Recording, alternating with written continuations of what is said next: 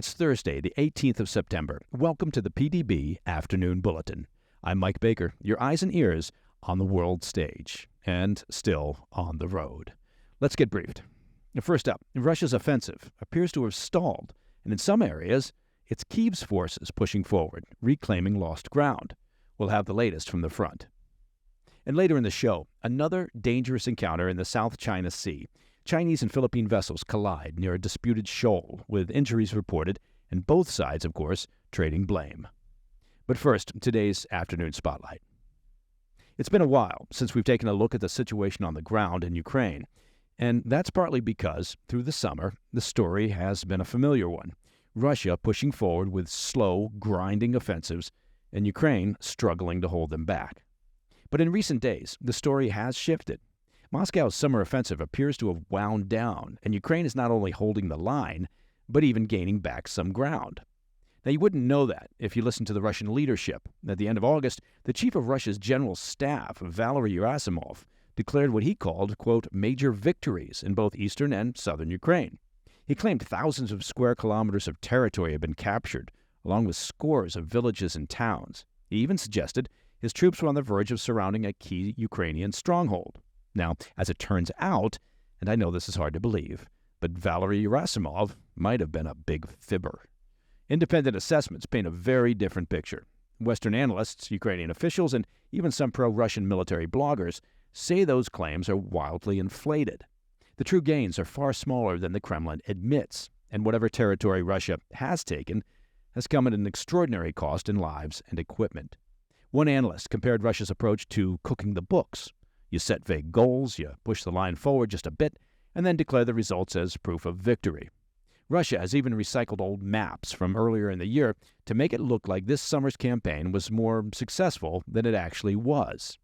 The reality is that Moscow didn't capture a single major Ukrainian city this summer. The only place they could point to as a real success was Chasiv Yar, a small town in the east. But even that victory came after months of bloody fighting that left much of the settlement in ruins. Everywhere else, their advances either stalled out or were pushed back. In fact, Ukrainian forces recently regained several villages in the east, undoing Russian progress toward critical supply routes.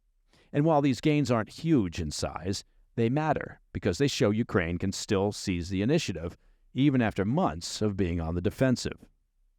The costs to Russia have been staggering. Independent estimates say that since the war began, Moscow has lost more than 200,000 troops. And just this summer alone, tens of thousands were killed or wounded in the offensive.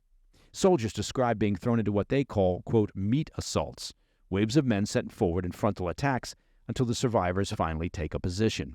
Some units have reportedly lost more than 90% of their manpower before being declared combat ineffective. And it's not just manpower.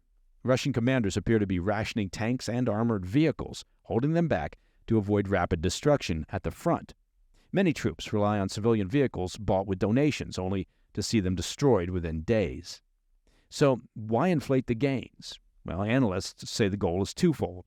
First, to project strength abroad, especially toward Western governments debating continued military aid for Ukraine, and second, to reassure a domestic public that's weary of war, convincing them that sacrifices are paying off. The truth on the ground may be far messier, but the official story is designed to make the war look like it's moving steadily in Russia's favor. For President Putin, this matters enormously. He continues to believe that Russia is winning, and as long as he believes that, he has little incentive to enter serious peace talks. The Kremlin's propaganda doesn't just shape public opinion, it shapes the decisions being made at the very top. For Ukraine, the task is to hold the line, exploit openings when possible, and show the world that Russia's war machine is not unstoppable. And for the moment, that's exactly what they're doing. The Russian offensive has sputtered. Ukrainian troops have clawed back territory in the east, and Moscow's narrative of victory looks thinner by the day. Now, the war is still brutal, of course, still costly, and far from over. But the developments of the past few weeks are a reminder that the outcome is not inevitable. All right, coming up next, Chinese and Philippine ships collide near a disputed shoal, sparking a new round of diplomatic protests. I'll be right back. Hey, Mike Baker here. Now, this podcast is brought to you in part by Stash. Imagine investing without ever picking a single stock. With Stash, the experts handle the hard part for you. You see, Stash isn't just another investing app. It's a registered investment advisor that combines automated investing with expert guidance, so you don't have to worry about figuring it out on your own. Choose from personalized investments, or let Stash's award-winning Smart Portfolio do the work for you. With Stash, investing doesn't feel like gambling. It's simple, it's smart, and stress-free, so your money can finally start working as hard as you do. Get access to world-class financial advice with personalized guidance for just $3 a month. That's right, a $3 monthly subscription. Stash has already helped millions of Americans reach their financial goals. So don't let your money sit around. Put it to work with Stash. Go to get.stash.com/PDB to see how you can receive $25 towards your first stock purchase and to view important disclosures. That's get.stash.com/PDB. This is a paid non-client endorsement, not representative of all clients, and not a guarantee. Investment advisory services offered by Stash Investments, LLC, an SEC-registered investment advisor. Investing involves risk. Offer is subject to terms and conditions. Welcome back to the PDB Afternoon Bulletin. Turning to the disputed South China Sea, where yet another confrontation has broken out between China and the Philippines. This time the clash was near Scarborough Shoal, a disputed reef claimed by both countries. China's Coast Guard accused a Philippine ship of deliberately ramming one of its vessels, but Manila fired back with a different account, saying it was Chinese ships that pummeled their fishing vessel with water cannons for nearly half an hour, leaving it badly damaged and injuring a crew member. And it fits a familiar pattern. Beijing often accuses its rivals of the very behavior that it's engaging in. Philippine officials said 2 Chinese ships hit their vessel with such force that glass windows shattered, water flooded into the captain's cabin, and electrical systems short-circuited. On top of that, a Chinese Navy warship broadcast a warning of so-called live fire exercises, sending Filipino fishermen in the area scrambling in fear. And this isn't happening in a vacuum. Just days earlier, Beijing announced it was designating part of Scarborough Shoal as a national nature reserve, an environmental label that Manila dismissed as a cover for expanding Chinese control. The Philippines responded with a formal protest. This latest incident looks like Beijing enforcing that claim on the water. Scarborough Shoal has long been one of the most sensitive flashpoints in the South China Sea. It's a rich fishing ground. It sits in a vital shipping lane, and it's symbolic of Beijing's sweeping claim to nearly the entire sea. The Philippines had dispatched ships to the shoal this week to resupply its own fishing fleet with fuel and water and ice. Instead, they ran into Chinese Coast Guard vessels blocking the way. U.S. Secretary of State Marco Rubio condemned the Chinese action as, quote, yet another coercive move meant to enforce imagined territorial claims at the expense of neighbors.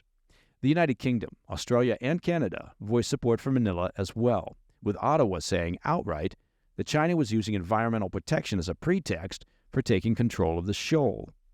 And that's the key here. This is just the latest in a long series of standoffs between China and the Philippines. Each one has the same rhythm. Beijing takes a new step to assert control, Manila resists, and the world takes notice and does nothing.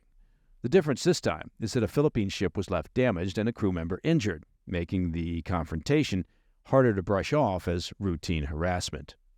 The South China Sea is already one of the most dangerous flashpoints in the world, a place where national pride, fishing rights, and global trade routes all collide. Each new clash adds yet another layer of risk and another chance for a miscalculation. And that, my friends, is the PDB Afternoon Bulletin for Thursday, the 18th of September. Now, if you have any questions or comments, please reach out to me at pdb@thefirsttv.com. And to listen to the show ad-free, well, you can do that. Become a premium member of the President's Daily Brief by visiting pdbpremium.com. And if you get the chance and you're so inclined, also check out our YouTube channel. You can find that, oddly enough, on YouTube at President's Daily Brief. I'm Mike Baker, and I'll be back tomorrow. Until then, stay informed, stay safe, stay cool. Hey, Mike Baker here. Now let me take just a moment to talk about protecting your hard-earned assets. That's an important topic, right? So let me ask you this. When inflation jumps, or when you hear that the national debt is over $37 trillion, or you look around and you just see the global uncertainty, do you ever think to yourself, maybe now would be a good time to buy gold? Well, that would be a logical thought. You see, whether as a hedge against inflation or peace of mind during global instability or just for sensible diversification, gold has always been seen as a safe haven. And Birch Gold Group believes that every American should own physical gold. So the Birch Gold Group has created something special. Until September 30th, if you're a first-time gold buyer, Birch Gold is offering a rebate of up to $10,000 in free metals on qualifying purchases. To claim eligibility and start the process, request an information kit now. Just text PDB to 989-898. Plus, Birch Gold can help you roll an existing IRA or a 401k into an IRA in gold, and you're still eligible for a rebate in free metals of up to $10,000. Find out why Birch Gold is trusted by tens of thousands of customers. Gold is right for you, and take advantage of a rebate up to $10,000 when you buy by September 30th. Text PDB to 989-898. Claim your eligibility and get your free information kit. Again, text PDB to 989-898. Hey, thanks for tuning in. If you enjoyed this video, don't forget to hit that like button and leave a comment, a really positive, nice, and kind comment. That would be appreciated. And if you're not already subscribed to our channel, make sure to subscribe and turn on notifications so you don't miss any of our daily updates.